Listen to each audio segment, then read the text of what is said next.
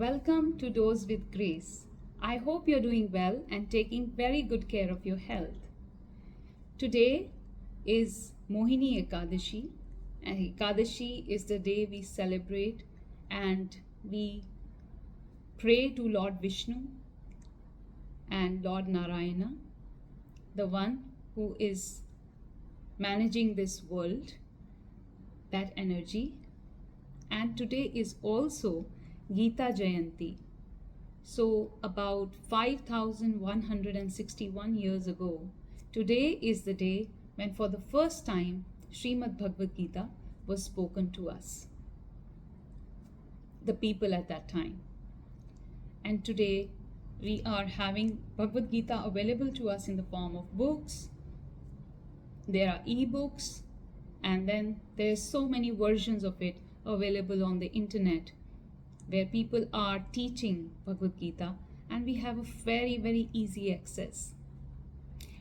Like they say, when things are too easy, we become complacent. So I don't know how many of us really feel the devotion and the love to read Bhagavad Gita and understand its divine transcendental knowledge. Today, as a wonderful humble service on this day, I would love to share with you my most favorite and the most powerful learning from Bhagavad Gita. Even though every shloka of Bhagavad Gita is so transcendental that it gives you such important learnings to live your life on an everyday basis. But it is said that chapter 2 of Bhagavad Gita is basically also called the Sar of Bhagavad Gita, the essence of Bhagavad Gita. And the shloka 47 of chapter 2 of Bhagavad Gita, according to me and many other people have also said, is the essence of the chapter 2 and the essence of Bhagavad Gita itself. To understand it, you have to read the whole Bhagavad Gita. But today, I would love to share with you my love and joy of this wonderful shloka that is so powerful and so profound and transcendental in its meaning, and its application in life can transform your life completely. It's my favorite shloka of the entire Bhagavad Gita, my top favorite shloka, and what could be better dedication to Sri Vishnu, Sri Narayan today, and Srimad Bhagavad Gita today, than to share this with you all. So let's first chant this shloka. I'm pretty sure all of those Indians who have watched Mahabharata in their life, that used to come as a serial, will be already familiar of it. It's a very popular one. So let's chant it first. कर्मण्येवाधिकारस्ते मा फलेषु कदाचन मा कर्मफल हेतुर्भूर्माते संगोत्सवा अकर्मणि मा कर्मण्येवाधिकारस्ते मा फलेषु कदाचन. This most of us are very familiar of. But the second part of shloka is my more favorite, which says, Ma karma fal hetur bhur mate sangotsava akarmani. Now let's break it down first in Hindi. And this translation is directly from the Bhagavad Gita from Gita Press Gorakhpur, the original one. तेरा कर्म करने मात्र ही में अधिकार होवे, फल में कभी नहीं, और तू कर्मों के फल की वासना वाला भी मत हो, तथा तेरी कर्म ना करने में भी प्रीति ना होवे.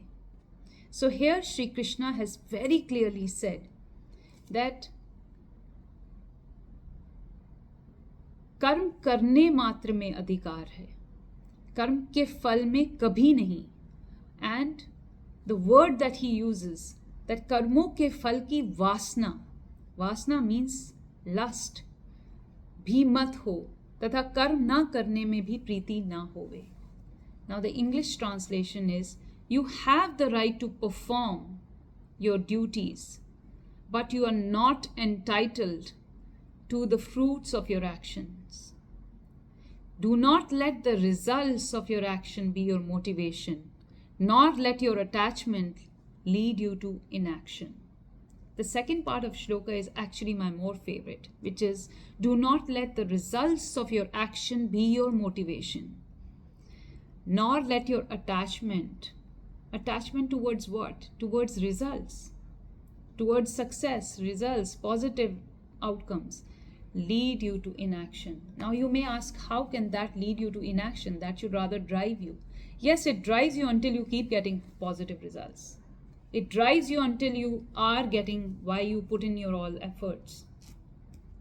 But how many of us are suffering because we gave up? And why did we give up? Ask yourself, in lot of times when you gave up, was it because you felt that it is not your duty to perform, or you felt that you're not getting the desirable results? There you go.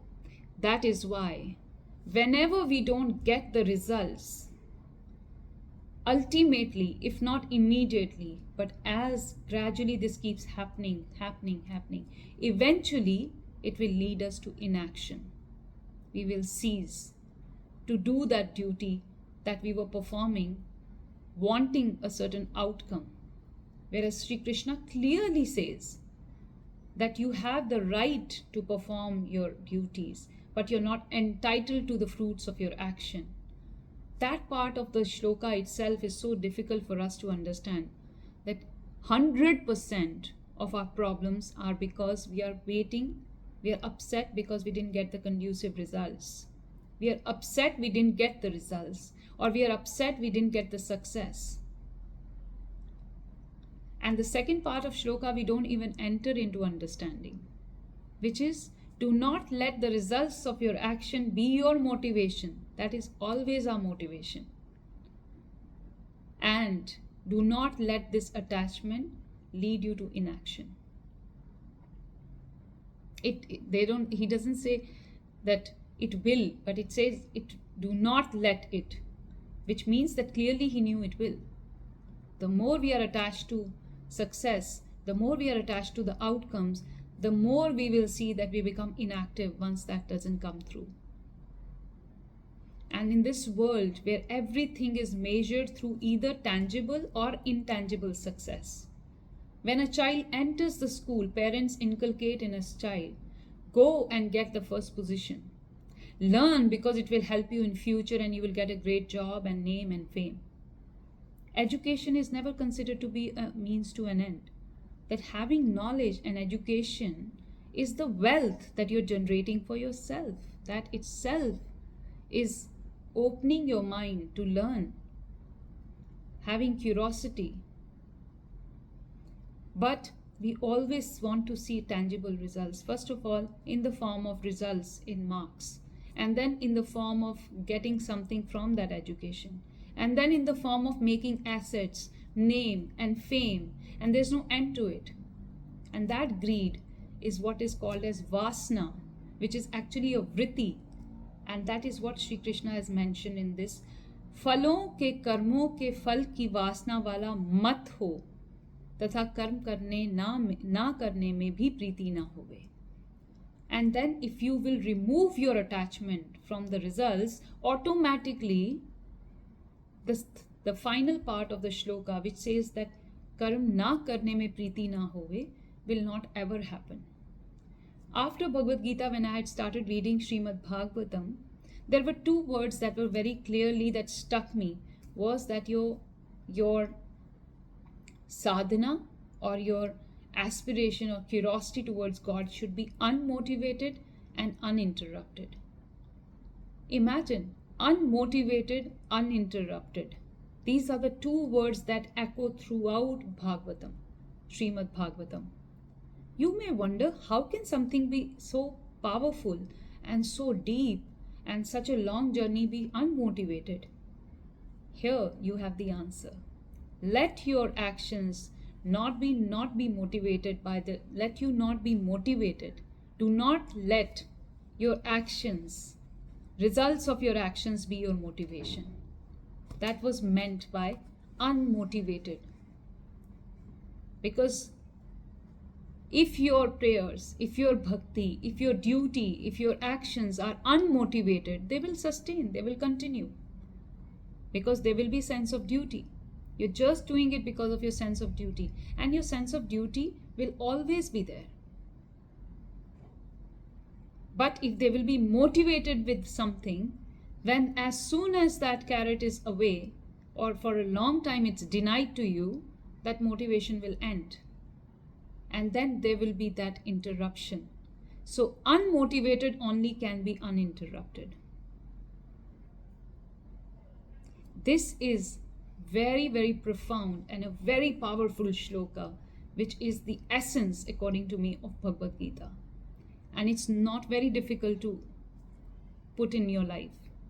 Only make sure your humanness doesn't take over your soul consciousness, because Bhagavad Gita is all about moving from body consciousness to soul consciousness. You still remain in the body, you function through your body, but you don't let your body needs, your anger, your greed, and your lust take over your soul consciousness. Because these are the three doorways to hell, clearly described in Bhagavad Gita: anger, greed, and lust.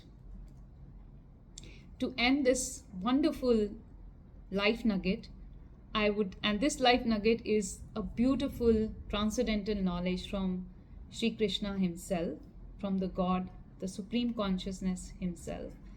I would like to end this wonderful video by mentioning a very revered saint, Sri Narsingh Mehta.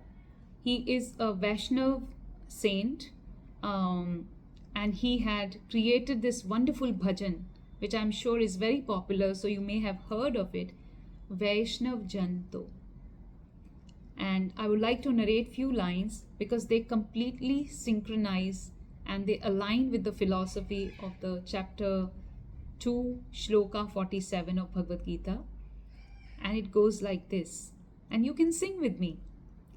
वैष्णव जन तो तेने कहिए जे, पीड़ पराई जाने रे, पर दुखे उपकार करे तो ये, पर दुखे उपकार करे तो ये, मन अभिमान ना आने रे, वैष्णव जन तो तेने कहिए जे. What these lines means, a true Vaishnav, a true follower of the soul consciousness of Sri Krishna, of Narayana, is the one who can feel and empathize with the pain and sufferings of those who are going through misery. While he helps to lessen or alleviate or empathize with the pain and suffering of those who are going through this misery, he doesn't let the pride of doing this upkar, doing this graciousness of helping, ever lead to pride in themselves. And that is the true Vaishnav. On this Mohini Ekadashi, let's try to be a little more warm-hearted, be a little more open, and look around. Begin with yourself, help yourself, be happy, be grateful, be in gratitude, and then help spread from yourself to others this sense of gratitude and sense of grace that you're receiving as a blessing, that feeling within yourself to others, to help them see through their misery, their suffering, their pain, and still be connected to their higher selves, to the consciousness, the God consciousness, which is pure love, divinity, and bliss.